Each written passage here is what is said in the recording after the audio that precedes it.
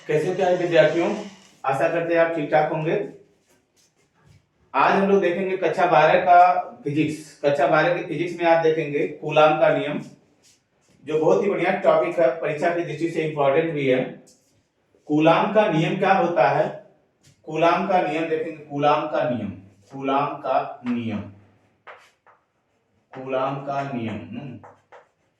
देखिए इसके पहले क्या हुआ, इसके पहले हम लोग आवेशों के इतिहास में क्या देखा। आवेशों के इतिहास में हम लोगों ने देखा कि जो अब समान प्रकार के आवेश होते हैं, समान प्रकार के आवेशों को अगर हम लोग समान प्रकार के आवेशित क्षणों को अगर टांगे थे, उनके बीच में क्या हुआ था? रिपल्सन हुआ था, यानी उस प्रतिकर्षण बल काम कर रहा था उनके बीच में। और विपरीत विपरीत प्रकार के आवेशों को अगर ध्यान है, एक ऋण को हम लोग ले आए थे, इनके बीच में कौन सा बल काम कर रहा था? आकर्षण बल काम कर रहा था। तो समान आवेशों के बीच में क्या था? प्रतिकर्षण था, और विपरीत आवेशों के बीच में क्या था? आकर्षण था। वहां पे हमको देखिए ये बात तो पता चला था कि हाँ, बल काम करता है, प्रतिकर्षण बल काम करता है, आकर्षण बल काम करता है, लेकिन वो बल कितना होता है, इस बल के बारे में कोई जानकारी नहीं थी। उस बल के बारे में सोचा कौन? कूलाम ने सोचा ना। उस बल के बारे में वैज्ञानिक कूलाम ने सोचा। कूलाम ने क्या बताया? कूलाम ने बताया कि अगर दो बिंदु आवेश हों, दो बिंदु आवेश हों, एक मान लो Q1 है, दो बिंदु आवेश हों Q1 और Q2 हो, एक आवेश हो Q2, इनके बीच की दूरी कितना हो? R हो। दो बिंदु आवेश Q1 और Q2 हो, अगर इनके बीच की दूरी कितना हो? R हो, तो कूलाम का नियम क्या बताता है? कूलाम का नियम बताता है कि दो बिंदु आवेशों के बीच कार्य करने वाला वैद्युत बल, इनके बीच वैद्युत बल होगा। अगर समान आवेश होंगे तो प्रतिकर्षण, विपरीत आवेश होंगे तो आकर्षण। तो कूलाम का नियम बताता है कि दो बिंदु आवेशों के बीच कार्य करने वाला वैद्युत बल, इन आवेशों के गुणनफल के क्या होता है? समानुपाती, तथा इनके बीच की दूरी, दूरी के वर्ग के क्या होता है? व्युत्क्रमानुपाती। देखिए जो ये बल होता है इनके बीच, वैद्युत बल या फिर E होता है, वो समानुपाती किसके होता है? आवेशों के गुणनफल के, Q1 इंटू Q2। इन दोनों आवेशों के गुणनफल के क्या होता है? समानुपाती होता है। तथा जो यही बल होता है वो क्या होता है? इनके बीच की दूरी, दूरी कितना? बीच की दूरी के वर्ग के क्या होता है? व्युत्क्रमानुपाती होता है। इन दोनों को जब मिलाते हैं हम लोग लिख देते हैं इसको या भाई जो बल आपका होगा, बल ये हो जाएगा आवेशों के गुणनफल के क्या हो जाएगा? समानुपाती, तथा उनके बीच की दूरी के क्या हो जाएगा? बीच की दूरी के वर्ग के क्या हो जाएगा? व्युत्क्रमानुपाती होता है। तो इसको, इस नियम को आप लिख लीजिएगा। नियम कैसे लिखेंगे? ये दो बिंदु आवेश अगर होते जिनके बीच कार्य करने वाला वैद्युत बल की गणना किसने किया था? कूलाम ने किया था। तो इस बल को हम लोग लिखेंगे कैसे? दो बिंदु आवेशों, दो स्थिर रहेंगे ये, दो स्थिर बिंदु आवेशों के बीच कार्य करने वाला वैद्युत बल, उन आवेशों के गुणनफल के समानुपाती, उन आवेशों के गुणनफल के समानुपाती, तथा उनके बीच की दूरी के वर्ग के क्या होता है? व्युत्क्रमानुपाती होता है। इस बल की जो दिशा होती है, इस बल की जो दिशा होती है, उन आवेशों को मिलाने वाली रेखा के अंदिश होती है। उन आवेशों को मिलाने वाली रेखा के अंदिश मतलब या तो ये इधर को हो सकता है, इधर को हो सकता है, या तो इधर को हो सकता है, इधर को हो सकता है। मतलब जब भी ये बल होगा, ये जो वैद्युत बल आपका होगा, जब भी कार्य करेगा, उन आवेशों को मिलाने वाली रेखा के अंदिश ही कार्य करेगा। ध्यान रखेंगे इसको ना। यहां से देखिए जब समानुपाती चिन्ह हटाते हैं, समानुपाती चिन्ह हटाया जाता है, एक आता है यहाँ पे नियतांक, इसको समानुपाती नियतांक कहते हैं। के आता है, ये हो जाता है Q1 इंटू Q2 अपान कितना हो जाता है? R स्क्वायर हो जाएगा। के को हम लोग क्या कहते हैं? के हो जाता है समानुपातिक नियतांक होता है, समानुपातिक नियतांक, समानुपातिक नियतांक होता है, नियतांक, इसको समानुपातिक नियतांक हम लोग कह देते हैं। के का जो मान होता है, के बराबर क्या होता है? के बराबर आपका हो जाता है 9 इंटू स्मॉल के बराबर, के बराबर 9 into 10 power 9 newton metre square, newton metre square प्रति कूलाम स्क्वायर होता है ना। न्यूटन मीटर स्क्वायर पर कूलाम स्क्वायर के का मान होता है। सुविधा की दृष्टि से इसे क्या मान लिया गया? कुछ वैज्ञानिकों का मत रहा कि ये क्या होगा? के का जो मान होता है वो किसके बराबर होता है, इसको बोल देते हैं 4 पाई एप्सिलॉन नॉट। नहीं, 4 पाई एप्सिलॉन नॉट होता है, यही इक्वल टू देखो 1/4 पाई एप्सिलॉन नॉट का जो वैल्यू आता है किसके लिए कितना होता है, 9 × 10⁹ ये आ जाता है 9 × 10⁹ newton metre square, newton metre square पर कूलम स्क्वायर होता है, न्यूटन मीटर स्क्वायर प्रति कूलम स्क्वायर हो जाता है ना, इस तरह से होता है। ये किसके लिए है, ये फॉर एयर के लिए है ना, एयर आर वैक्यूम ना, एयर आर वैक्यूम के लिए है। ये जो हम लोग दोनों आवेशों को कहाँ रखे हैं, निर्वात में रखे हैं ना। तो आप डिफिनेशन लिखने के पहले आप ये भी लिख सकते हैं, निर्वात अथवा वायु में रखे दो स्थिर बिंदु आवेशों के बीच, निर्वात अथवा वायु में रखे दो स्थिर बिंदु आवेशों के बीच कार्य करने वाला वैद्युत बल उन आवेशों के गुणनफल के समानुपाती उनके बीच की दूरी के वर्ग के व्युत्क्रमानुपाती होता है तथा इस बल की दिशा उन दोनों आवेशों को मिलाने वाली रेखा के क्या होता है, अंदिश होता है, या तो उधर होगा या तो इधर होगा, तो अंदिश होता है लिख देंगे आप ना। तो यहाँ हो जाता है 1/4 pi epsilon naught equal to 9 × 10⁹ newton metre square पर कूलम स्क्वायर। इसलिए हम लोग बल को लिख सकते हैं, इसलिए समीकरण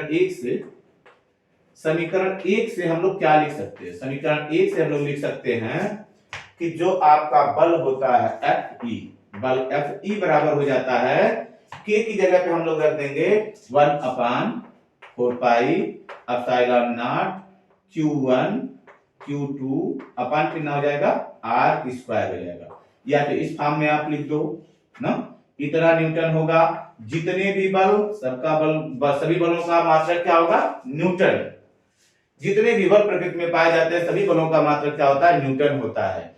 एक बल को छोड़कर वो कौन सा बल होता है, वैद्युत वाहक बल। नहीं तो बाद की बात है, देखा जाएगा विद्युत वाहक बल जो होता है, या इसको हम लोग इस फॉर्म में भी लिख सकते हैं, Fe बराबर इसको लिख देंगे 9 × 10⁹ और ये हो जाएगा Q1 Q2 अपन कितना हो जाएगा, R स्क्वायर हो जाएगा ना।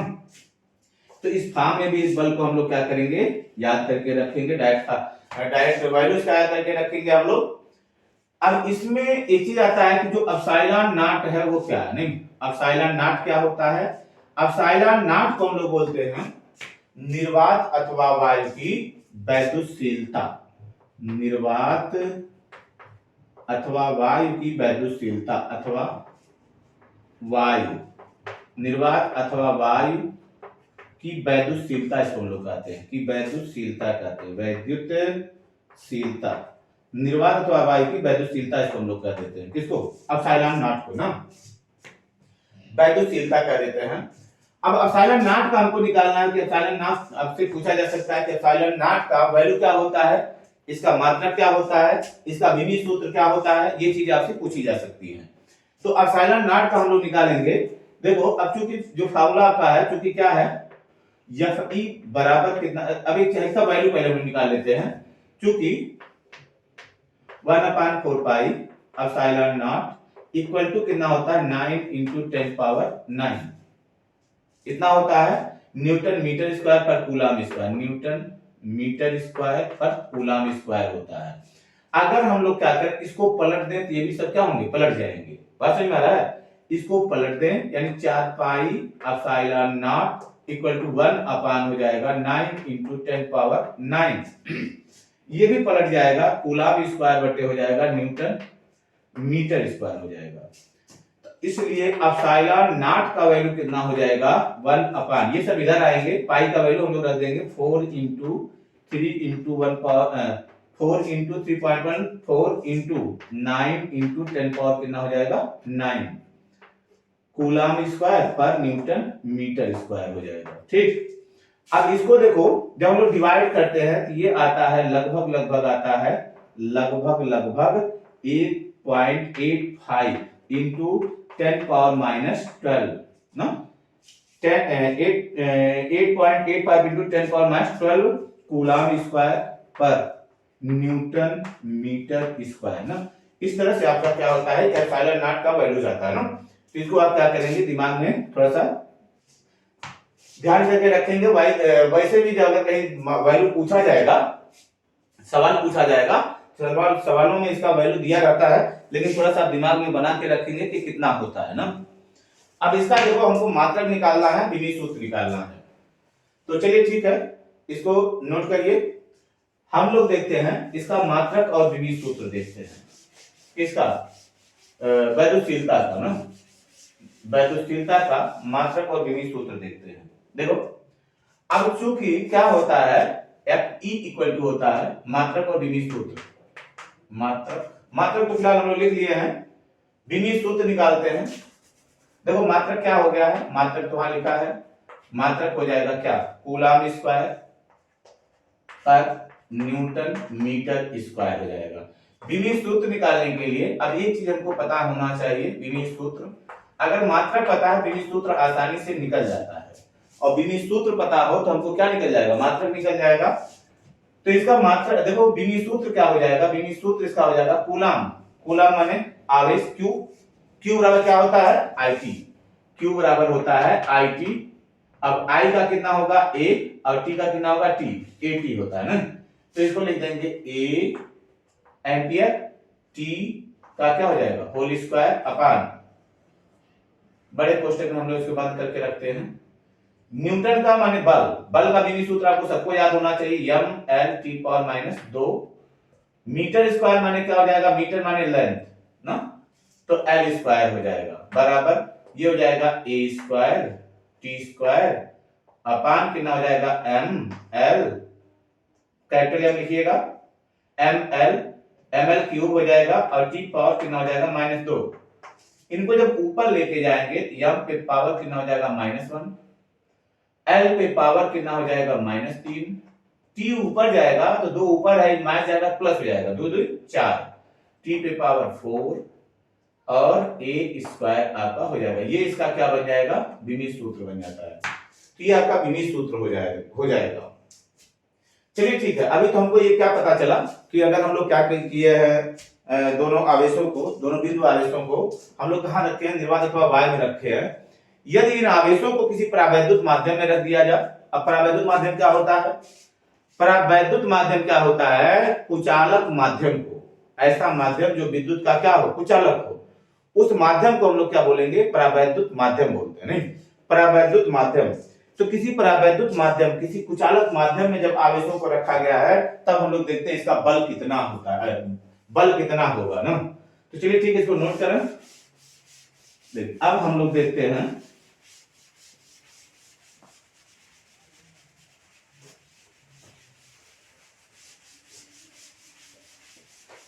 यदि हम लोग क्या करते हैं, परावैद्युत माध्यम में आवेश, यदि परावैद्युत माध्यम में आवेश हो तो क्या होगा, यदि दोनों आवेश यदि दोनों आवेश कहां हो, दोनों आवेश परावैद्युत माध्यम में हो, परावैद्युत माध्यम में हो। परावैद्युत माध्यम ध्यान रखिएगा, परावैद्युत माध्यम माने कुचालक माध्यम, परावैद्युत माध्यम में हो, परावैद्युत माध्यम में हो। परावैद्युत माध्यम माने मान लीजिए दोनों आवेश रखे गए थे, दोनों आवेश ऐसे रखे गए थे, Q1 था, ये क्या था Q2 था, इनके बीच में हम लोग क्या किए, कोई कुचालक पदार्थ रख दिए ना, ऐसे कोई कुचालक पदार्थ हम लोग रख दिए, तब देखते हैं क्या होता है बल का मान। ये कोई कुचालक पदार्थ रख दिए हम लोग, इन दोनों आवेशों के बीच में कुचालक पदार्थ ऐसे रख दिए, तब देखते हैं क्या होता है, बीच की दूरी वही है, कितना है r है। तब क्या होगा, यदि माध्यम की वैद्युतशीलता एप्सिलॉन हो ना, यदि माध्यम की वैद्युतशीलता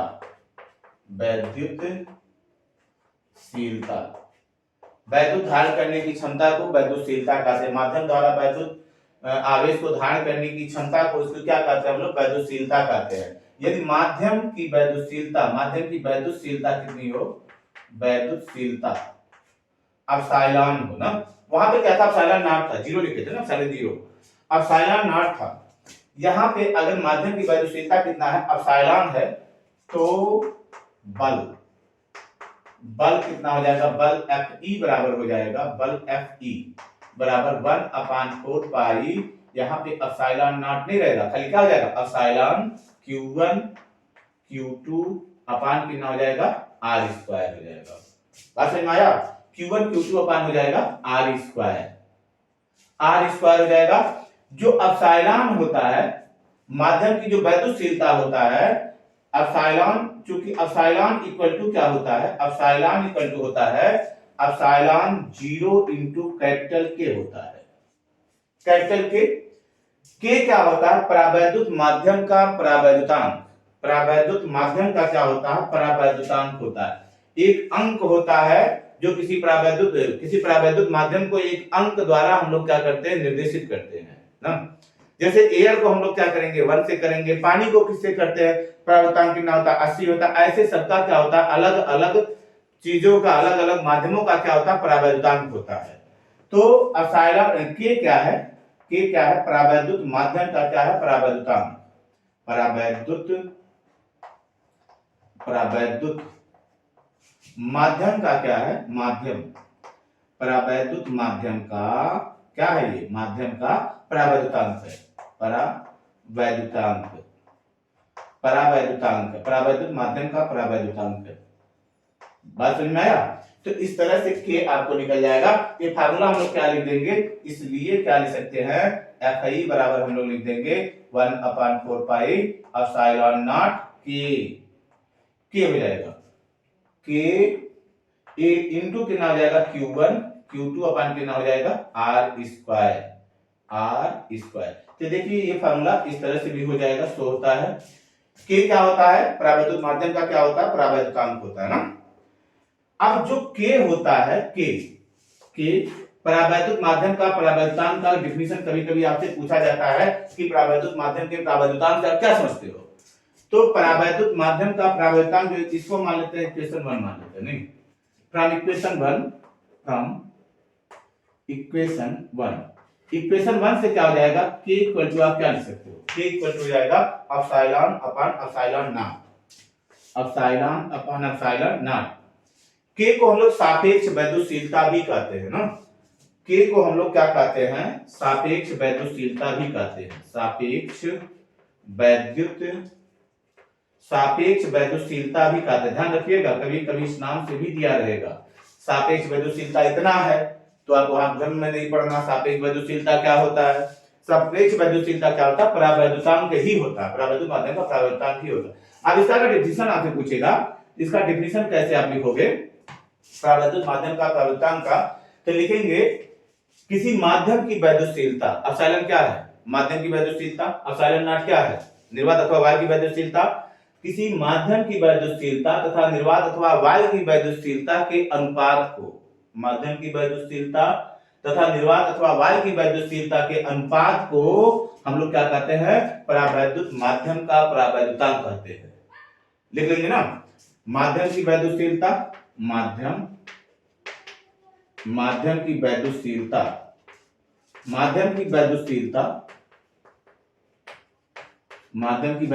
तथा परावैद्युत माध्यम की वैद्युतशीलता, परावैद्युत माध्यम की वैद्युतशीलता, परावैद्युत माध्यम की वैद्युतशीलता तथा निर्वात अथवा वायु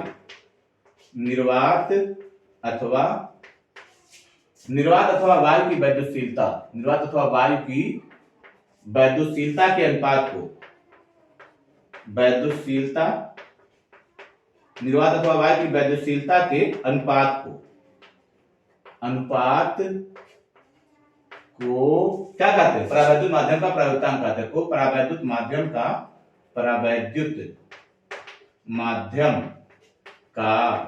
परावैद्युतांक कहते हैं, परावैद्युतांक कहते हैं, परावैद्युत माध्यम का परावैद्युतांक कहते हैं। अब देखो, ये जो वैद्युतशीलता है, ये भी वैद्युतशीलता है, इसका जो मात्रक होगा उसका भी वही मात्रक होगा। तो के का जो मात्रक होगा क्या होगा, जो मात्रक होता मात्रकहीन होता, नहीं, के का मात्रक क्या हो जाएगा, के मात्रकहीन राशि है, मात्रकहीन राशि है, के मात्रकहीन राशि है ना, तथा जब मात्रक नहीं क्या नहीं होगा, बीमाहीन, तथा बीमाहीन राशि है, मात्रक हीन है तथा बीमाहीन राशि है ना। तो इस तरह से क्या हुआ, आपको यहां तक क्या चीजें क्या हो गई, कंप्लीट हो गई ना। तो यहां तक की चीजों को आप लोग ध्यान में रखेंगे। नेक्स्ट वीडियो में हम लोग क्या करेंगे, कुछ एग्जांपल करेंगे इसके ऊपर, फिर आगे की जो चीजें उनको देखेंगे। अभी ये शुरुआती दौर है, शुरुआती दौर में आप क्या करें, पढ़ाई को जारी रखें, ढंग से देखते रहें, ढंग से काम को करते रहें, नोट तैयार करते रहें, अपने हिसाब से नोट तैयार करते रहें, एग्जांपल्स को देखते रहें।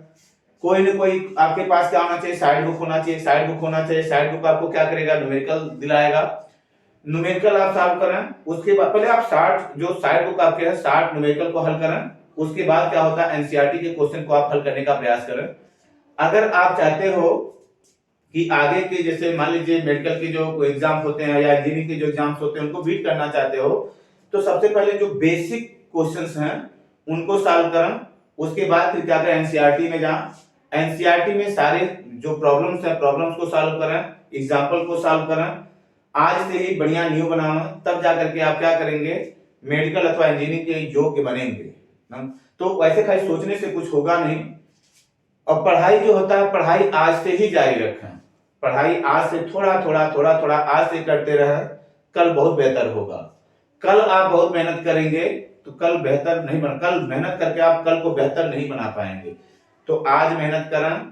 तो इसी उम्मीद के साथ वीडियो खत्म करते हैं कि आप एक उद्देश्य के साथ पढ़ाई को अपने जारी रखेंगे। जय हिंद, जय भारत।